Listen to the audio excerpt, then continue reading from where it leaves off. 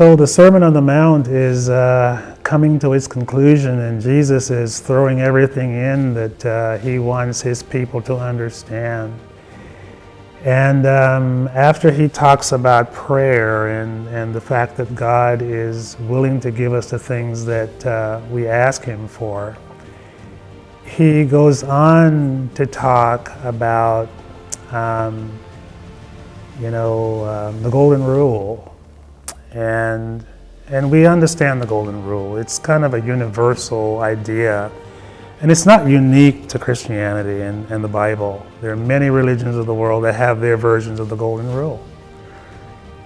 But we notice that Jesus ups it. And I owe this to Skye Jethani, whom I quote in these lessons. I use the Skye Jethani devotional. And there's one where he talks about the platinum rule, because the golden rule, as we understand it, is really upgraded by Jesus. We have silver, we have gold, we have platinum, and he takes it to the platinum level. It's not enough to say, I don't hate my neighbor. It's important to say, I actually love them. And so that's how we get to platinum. And it's after we understand the relationship that we have to have with the people around us, because we are citizens of the kingdom, because we are modeling something that is uniquely different from what the world understands. It is for that reason now that we are confronted with these two ways of living. We have two gates. We have the straight gate, the narrow gate, the broad way, and the narrow way. We also have two ways of building our lives. We have, we build on the sand or we build on the rock.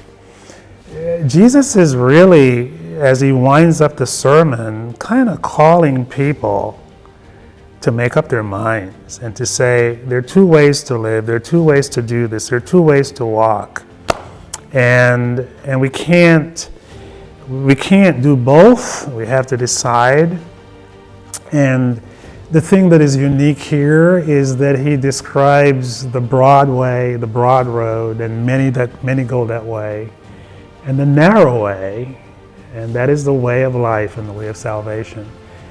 That's not the way the world thinks. The world is looking for the broad and the popular and the highway and the big way.